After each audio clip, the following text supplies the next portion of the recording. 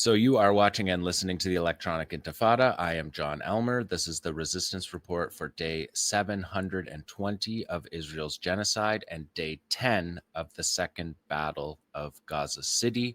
Let's take a look at the maps here because the Battle of Gaza City involves the ethnic cleansing of the city. These are the maps I've been showing you over the last few weeks by the International Organization of Migration. You're looking at a map on the screen here with dozens of arrows pointing from neighborhoods in Gaza City down into the south, into the Mawasi area, which is already overcrowded, and into the middle camps area in Dar al-Bala, which is also overcrowded and there's no room for people. The number we see on the screen here from the International Organization of Migration is that 328,000 people had left. That was as of Monday of this week. They have updated this number to 388,000 as of this morning.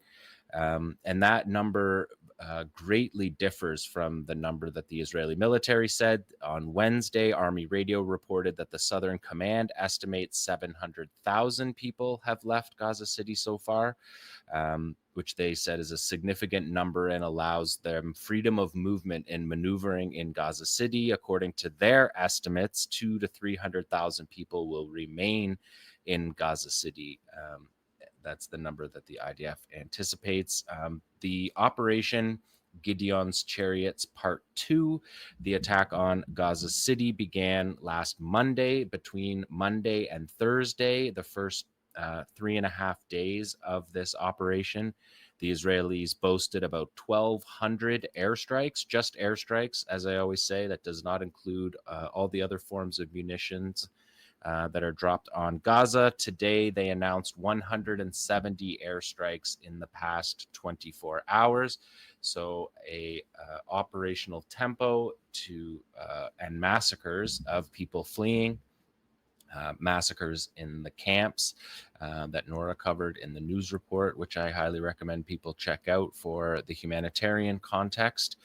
A devastating situation unfolding in Gaza City right now, all over Palestine, all over Gaza, because of the movement of people and the lack of resources that those people have to move, debilitating lack of fuel. People have lost all their belongings. There's no currency in Gaza. The banks have been long destroyed, so there's no currency for people to travel. Costs thousands of dollars to travel to get a new tent set up in an area where there's not enough room for people. So this is the migration out of Gaza City. We're going to start in the south this week, though. Check out this first map that you're familiar with from southern Gaza. There was an operation this week in Rafah, right near, actually right pretty much where the Rafah is on that map there, located right above the Philadelphia corridor, which divides Egypt and Gaza. There was an operation that targeted, well, first of all, let me just say about Rafah. We know this because we've been following it for 2 years. We know that the Israeli military said that the Rafah brigade was defeated in August of 2024. In March of this year, when Israel reneged on the ceasefire by carrying out a massacre in the middle of the night of more than 400 people, half of them children who are at home asleep in their beds during a ceasefire that was guaranteed by international brokers, including the United States, ostensibly the most powerful country in the world. These kids were massacred in their beds, and the war resumed. The ceasefire and prisoner exchange ended. At that time, the IDF went back into Rafah and said at the time that the goal of the Golani Brigade in Rafah was to defeat the Rafah Brigade. So 9 months later, still trying to defeat the Rafah Brigade, and we've saw that at the early stages of Gideon's Chariots Part 1. Let's take a look at number 2, because you can see the outcome of this operation. There was 4 operations in a single day in Rafah late last week. The final one left 7 IDF casualties, 4 killed, and at least 1 others seriously wounded. You're looking at an excavator that is usually used to drop Palestinian homes. here holding up the destroyed IDF Humvee, American IDF Humvee, as all of Israel's tools, for the most part, are. This happened just above the Philadelphia corridor, as I said. And once this operation happened, the IDF admitted that that was the fourth engagement of the day. They had been targeted 3 other times in Rafah on that day of the operation alone. And that operation was at 9:30 a.m. So before 9:30 a.m., up to 9:30 a.m., 4 resistance operations in Rafah targeting these units, forced the IDF spokesperson to sort of sheepishly say there are underground infrastructure that remains in the area that has not been neutralized. The fighters were able to navigate through the ethnically cleansed, completely destroyed territory in Rafah to get all the way to the south of Rafah and carry out a qualitative operation, killing 4 soldiers. You can look at the number 3 has the same. That's the Jeep, the Humvee before. So Channel 12 tried to do an investigation to understand what happened. They did it with the IDF, and they had an IDF source who said that he had watched over and over the drone footage, trying to understand how the fighters were able to plant the explosives on this route. Obviously, intelligence, surveillance, and reconnaissance, again, by 𝐓𝐡𝐞 and the resistance factions, are dialed in on this one. And the report from Channel 12, from the IDF soldier who had been staring at the drone images, was that the Palestinian fighters were able to cloak themselves and the weapon in a way that the drone didn't pick up. Now, we have seen these movements by 𝐓𝐡𝐞 shrouding themselves and moving across the battlefield before. So this is an example of that in Rafah. But let's move up to Gaza City, where the main battle is. This is the map that you're familiar with. Right now, the Israelis are pushing on Tel El-Hawa in the southwest of Gaza City. 𝐓𝐡𝐞 was a month ago's operation, destroying 𝐓𝐡𝐞. And then Gideon's Chariots Part 1 flattened Shujaiya, Tufa, Beit Hanun, Beit Lahia, Jabalia Camp, which is north of Jabalia City that you see there. And now the Israeli military has 3 divisions in Gaza City. One division, the 162, is pushing in from the east across Shujaiya into Gaza City. The 98th Division from the north, pushing down south on the western side of Jabalia into the Shati refugee camp, where the Israeli military has not operated since February of 2024, the first few months of the war. That's the same with Gaza City. Israel said they had conquered Gaza City, like all other places that they say they conquered and did not. Is what the story is for Gaza City. Because we can remember back at late 2023 that Israel was using their armored vehicles to put Star of David's in the main square in Gaza City. They hung a menorah up during the Christmas and the holidays, in just as a thumb in the eye of Palestinians in Gaza City. They took photos in the Palestinian Legislative Council. They sacked Shifa Hospital. All of these things we remember from the first battle of Gaza City. So let's take a look at the first operation. The Israelis went into Tel El-Hawa and were immediately hit. We see fighters again with eyes on 2 Merkava tanks. We see the fighter here with what looks like a brand new Yassin, newly lathed Yassin, it looks like, warhead here. And this is going to be an elevated Yassin 105 strike. You can see a dead hit on the turret. The Israeli military, before this video came out, had admitted that the commander of this tank, a company commander in the 7th Armored Brigade, 77th Battalion, had been killed in this operation. His soldiers were shown the next day saluting their commander who was killed, all with their backs to the camera, because at this point in the genocide, the Israeli military knows that you can't show your faces while committing genocide. So while saluting their commander, they all had their faces hidden and were looking away, as if they had turned their backs on him.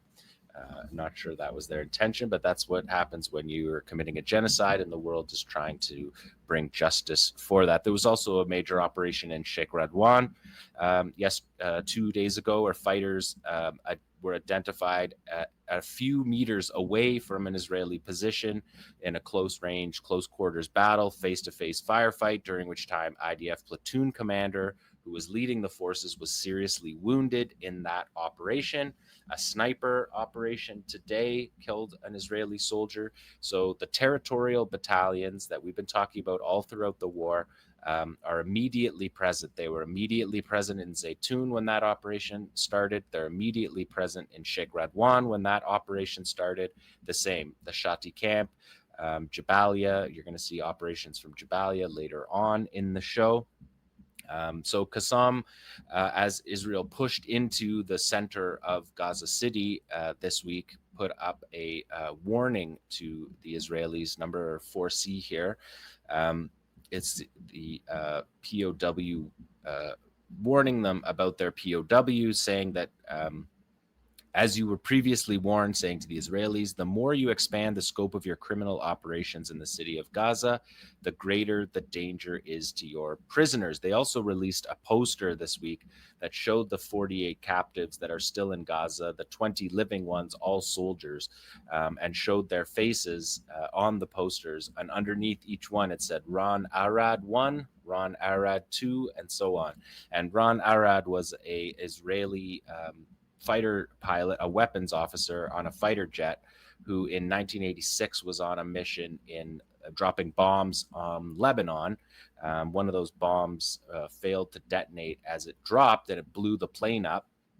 And the pilot was rescued by the Israelis, but Ron Arad, the weapons officer, disappeared.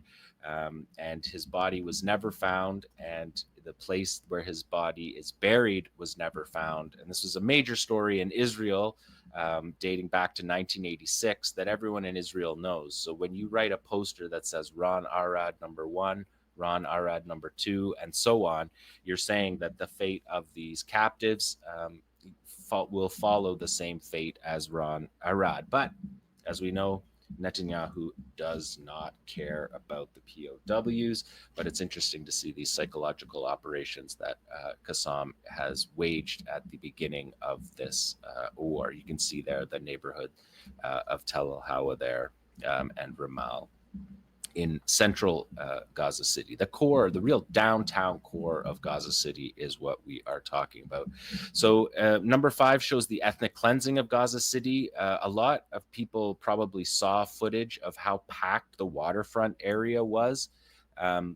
In Gaza City, tents all along the water, all along the pier there in the harbor.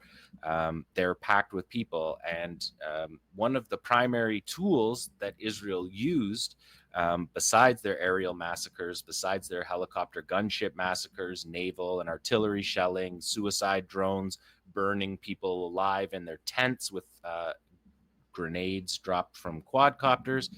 But the real principal one that we've seen in Gaza City particularly is the use of these M113 armored personnel carriers that are basically tank bombs, tracked vehicles, armored vehicles, stuffed with explosives, many more explosives than fit into the largest Israeli bomb that they've been setting off in these urban areas to try to scare the population, to destroy large numbers of housing blocks at one time. And so, followers of this war will know that we've been tracking these M113s all through the war since we first saw them in Khan Yunis just a few months into the war in early 2024. But Gideon's Chariots Part 1 really saw a major upscaling of the use of these tank bombs, these APC bombs. The Palestinians call them robot bombs. And Gideon's Chariots Part 2 as even more so. And this week was the first time that Israel's military censor acknowledged these, and it was acknowledged for the first time through Army Radio. We'll talk more about that coming up. Let's take a look at what one of those bombs looked like. You saw one from Nora today. But this one in Jabalia camp from a few days ago, the military can send them into those alleyways that they're too afraid to go in with their troops, and that they can carry these armored vehicles can carry several times the tonnage of the heaviest Israeli bomb. Just some examples. Civil Defense on September 3rd said that Israeli forces had detonated more than 100 of these over the previous week. The Euromed tracking of this, field officer tracked 15 of these in a day, are some of these numbers. Army Radio talks about 20 of them in a few hours. So they're very heavily using these weapons. And you can see the massive impact about that. Army Radio said that these tank bombs are catching quite a bit of attention in Gaza, as they would. Many tons of explosives going off. It creates a massive plume that you can see all over Gaza. They reported that you can hear it shaking inside Israel as well. And Army Radio pointed out straight up that the scale of these attacks has accelerated the population evacuation from Gaza City. So they're using these terror bombings to get people out of Gaza City. You can see another one, number 7. You can see it from the soldiers' perspective here, because the soldiers know it's coming, so they can record these videos. And you can see here, there's a twin one. Nora showed one today as well that was a twin one. They set them off at the same time. This footage is from the Genocide Tracker on Twitter. Genocide Tracker is a Twitter account that began in 2024, early in the war, that scans Israeli social media accounts related to their Gaza deployments, and it creates profiles for each of these soldiers, their names, their military units, for the war crimes trials. So shout out to Tracking Genocide. We're going to use a few of their videos in this show today, but I want to show you the vehicle itself. I pulled this video from Raphael. This is from the Israeli Defense Company, and this is them showing this vehicle off. They have 5,000 of them that were given to them by the Americans. These are outdated armored personnel carriers that would get shredded on the battlefield fighting Qassam, but they're advertising these as up armored. And you can see in the back, they can hold up to a dozen. Some versions of them have 15 soldiers in the back, but you can see that space in the back in the cabin can be completely, all the chairs, all the seats can be moved out of them, and Israel can put several different ways of putting explosives inside them. We'll see them as the show goes on, but they have form-fit crates that go into the back that they can then roll on, roll off. For those, they also use bags. They just fill up bags that are hung through the hatches to fill up that cabin with, like I said, the cabin can carry 10 tons. Its combat weight of 10 tons. And a Mark 84 2,000-pound bomb is the largest bomb in the Israeli arsenal. So you're talking many times, several times over the heaviest bomb, and it's set inside these armored vehicles.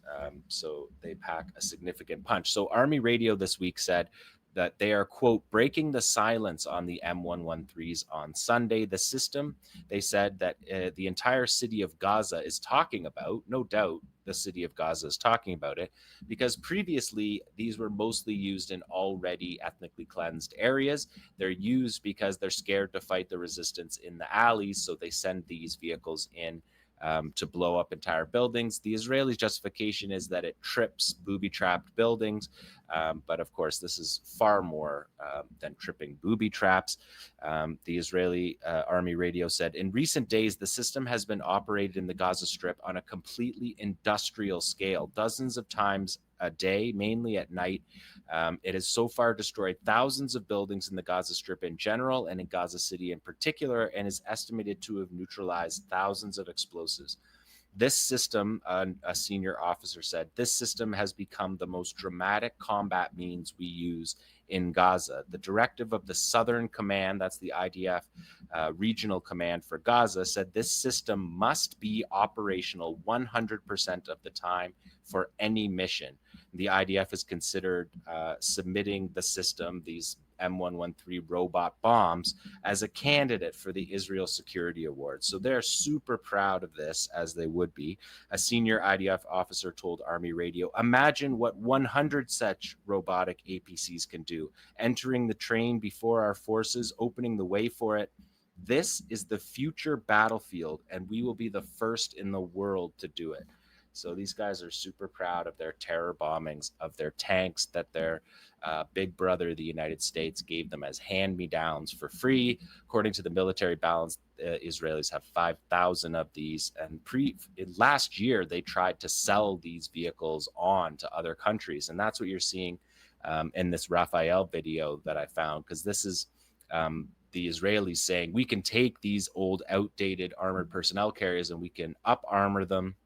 We can make them safer for you and sell them to Ukraine or whatever.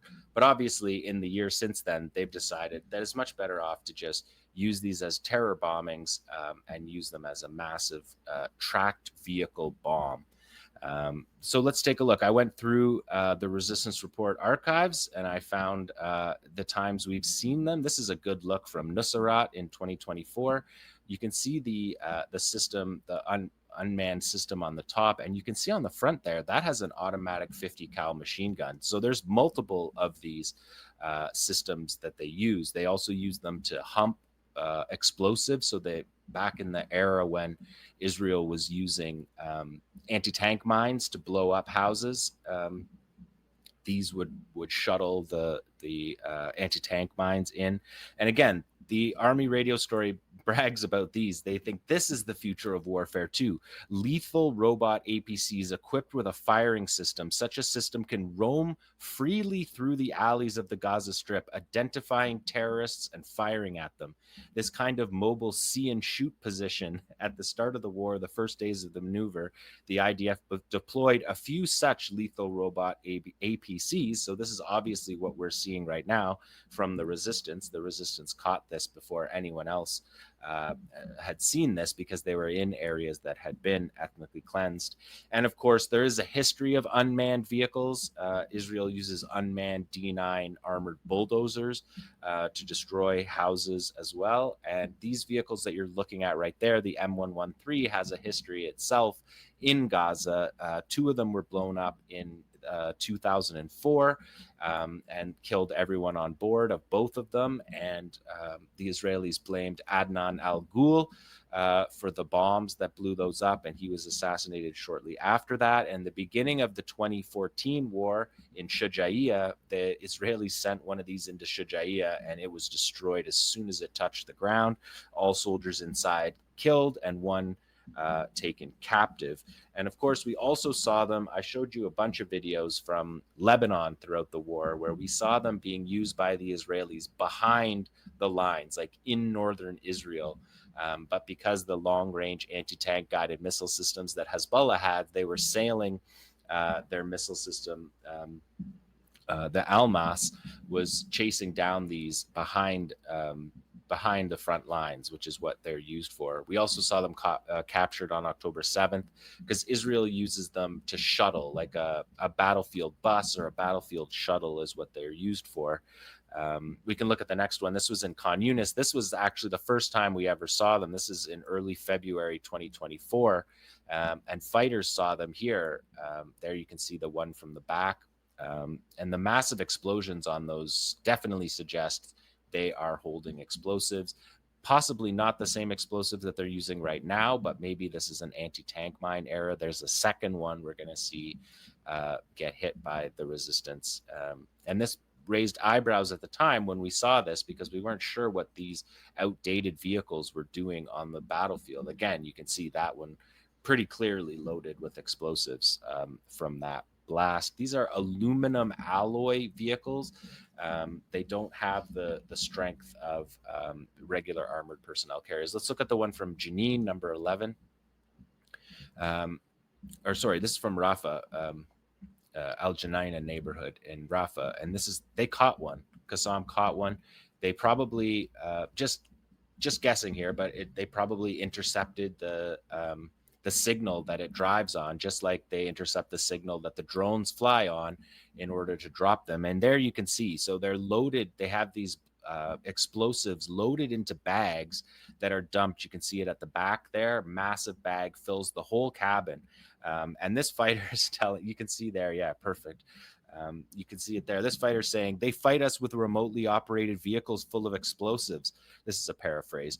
But we tell you, fight us face to face. Fight us with your soldiers. We'll drown you in the sands of Gaza, he says as he's shaking his pliers that he's uncutting them. We will dismantle your vehicles of explosives. Your soldiers are too afraid to fight us. So you can see there, after you saw from the Raphael demo of the size of the vehicle, now you can see how much explosives are put into them.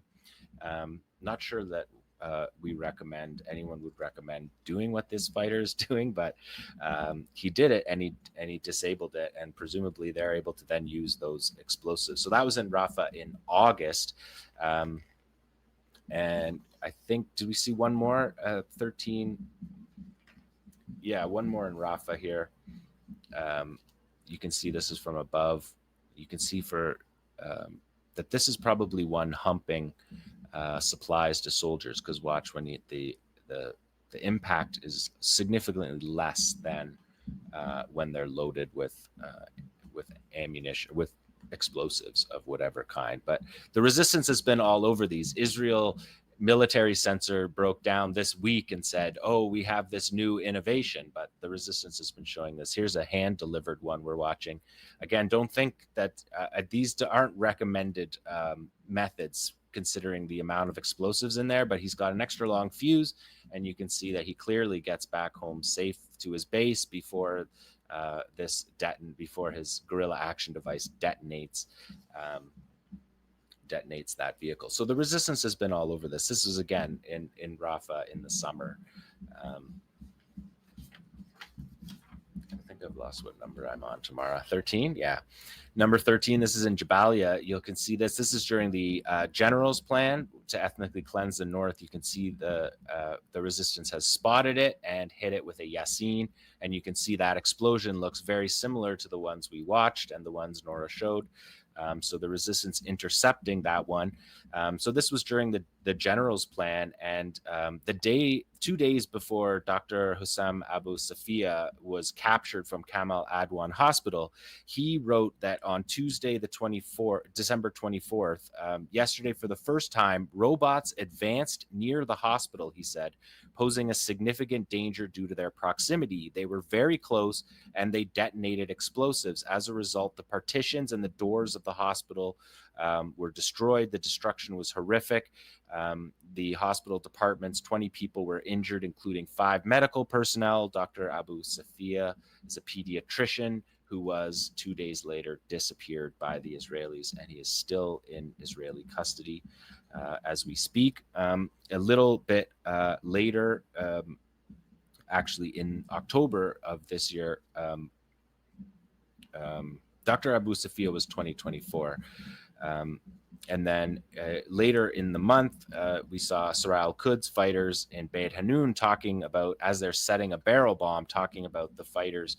The fighters said, "We will never abandon our positions. They came at us with robots," which is, again, he means these M113 APC suicide bombs, but we will never retreat. So the resistance has been all over these on the battlefield for the full 2 years of this war, and that's what we're seeing. Number 14 shows the industrial scale here. This is a photo from Al Jazeera, and this is what really caught the soldiers' attention, is that Gideon's chariots too, these were all seen lined up along the border. We saw these, and soldiers took pictures of them and shared them on social media. And this is the industrial scale that Army Radio is talking about. You can see it on the next slide as well. Again, another genocide tracker video from the Israelis. So look at that. It's just truck after truck, as far as you can see, loaded up with these APCs. The Jerusalem Post had a story that said that on acting orders of the IDF's Southern Command Chief, these deployments of vehicles has surged, with officers in the field reporting their usage has tripled. Forces on the ground testified to the movement of hundreds of these explosive-laden vehicles towards the Gaza border. This method protects our forces ahead of the ground incursion and enables faster movement, one of the officers said. Over time, the techniques for operating these vehicles have emerged, ranging from towing them into position and to using robots. More recently, reports have surfaced regarding the development of explosive barrels. This is what I was telling you, that fit perfectly inside the back to maximize them. And the Jerusalem Post, this story is from, said that the intensity of the explosions can be heard 100 kilometers from Gaza. This is the complete industrial scale application of these weapons. We can look at number 16 because you can watch them now. So you see them on the truck. Here's the soldier showing you unloading them off the truck. And then the soldiers are going to watch as they deploy them here, destroying Palestinian homes and cheering it, because they're the TikTok army who don't want to fight, who just want to massacre civilians and destroy any semblance of life and society in the Gaza Strip. None of their hero stories from battle for 2 years have involved conflict, involved fighting. They all involve dressing up in captured clothing, playing on children's tricycles, and blowing up schools and people's homes, burning them, various different ways that we've all seen the TikTok army operate.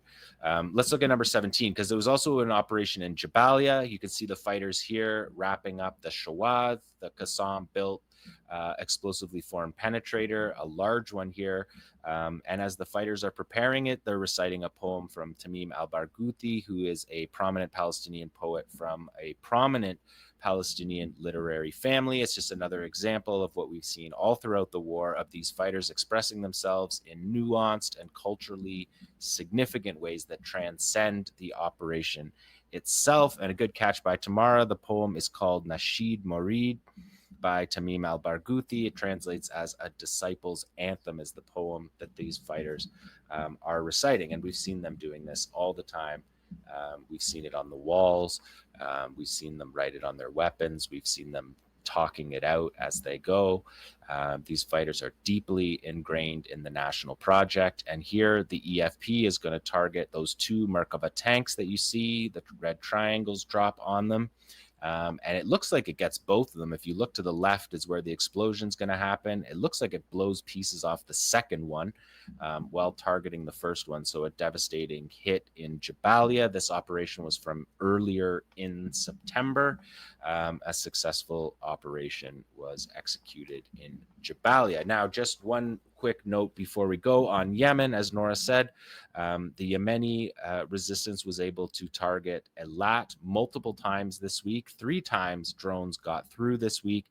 One yesterday left up to 20 people wounded in Israel, although usually the breakdown of those numbers are that 17 of them were just stressed out by this, but they count that as a casualty in Israel. Earlier in the week, we saw a Yafa drone hit Eilat and fly all the way over Eilat. So clearly they're penetrating Israeli air defenses in Eilat, and the Israelis bombed Yemen today in response. So we will be following the Yemeni front as we also follow the battle for Gaza City. But that is the resistance report for day 720 of Israel's genocidal war on Gaza.